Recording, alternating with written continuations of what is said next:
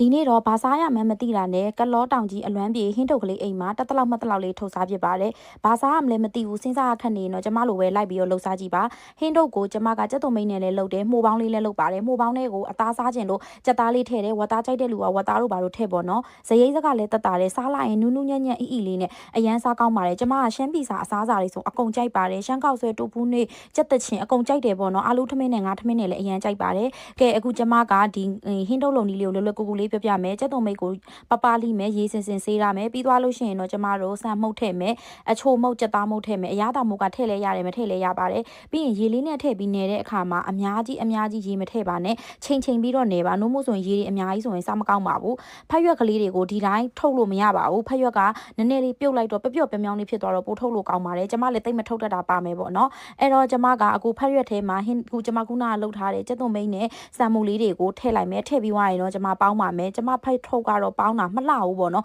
ကျမလည်းတိတ်ပြီးတော့ဖက်ရွက်ကိုမထုတ်တတ်လို့နဲ့တူပါတယ်ကဲထုတ်တတ်တဲ့လူတွေနီးရှိရင်လည်းပြပေးသွားအောင်နော်ကဲကျမဒီမှာထုတ်လိုက်ပါပြီထုတ်ပြီးသွားပြီဆိုရင်တော့ကျမမှုပေါင်းလို့ဖို့အတွက်ငွေနှင်းဖြူမှုကိုဈေးထဲကနေဝယ်ထားပါတယ်ကျက်နှရွက်မှုတို့ဘာလို့လဲသုံးလို့ရတယ်ပေါ့နော်တချို့ကမြစ်တွေပါတယ်လေအဲ့လိုမျိုးပေါင်းစားတာကျမမြင်ဘူးပါတယ်အဲ့တော့ကျမငွေနှင်းဖြူမှုလေးကိုပထမဦးဆုံးကိုကြက်သွန်မိတ်နဲ့တယ်လို့နေမယ်အဲ့နေရာမှာကျမကကြက်သားလေးစားခြင်းလို့ကြက်သားထည့်တယ်ဝတ်သားစားတဲ့လူကဝတ်သုံးတက်သားတွေပါထည့်လို့ရပါတယ်ကဲပြီးရင်ကျမပေါင်းမယ်45မိနစ်လောက်ပေါင်းပါတယ်ပြီးသွားပြီဆိုရင်တော့ကျမပေါင်းနေတဲ့အချိန်တွေမှာငရုတ်သီးလေးကြော်ထားပါတယ်ဆက်လေးစားခြင်းလို့ပါဒီလောက်ဆိုရင်တော့ပေါင်းလို့ရပါပြီရပြီဆိုရင်တော့ကျမဖွင့်ကြည့်လိုက်တယ်ဖွင့်ကြည့်လိုက်လို့အနေတော့ဖြစ်သွားပြီဆိုရင်တော့ဒါကျမတို့စားလို့ရပြီပေါ့နော်အထဲထဲမှာထွေးအီလေးနဲ့အရန်စားကောင်းနဲ့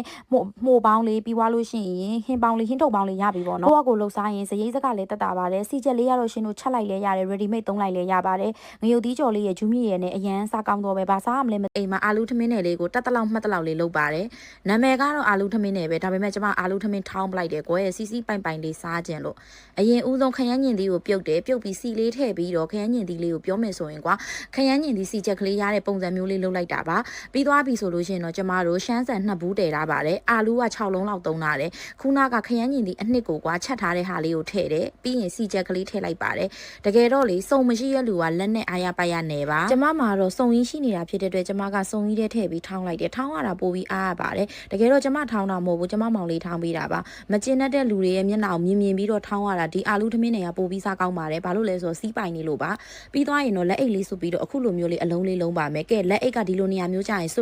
တ်ကပါတယ်မစွတ်ပါနဲ့လို့တားနေရင်လည်းစွတ်ပါတယ်ဘာလို့လဲဆိုတော့ကတ်လို့ပါသူ့နေရာသူ့အချိန်ခါရှိတယ်ဆိုတာရှင်တို့ကိုကျမကပြောပြချင်တာပါကဲအဲ့လိုပြီးသွားပြီဆိုရင်တော့ငရုတ်သီးစီချက်လေးရယ်ကြက်သွန်စီချက်လေးရယ်ဂျူးမြစ်လေးရယ်ငရုတ်သီးကြော်လေးရယ်နဲ့စားလိုက်အရန်စားကောင်းတဲ့အာလူထမင်းတွေလေးရပါပြီ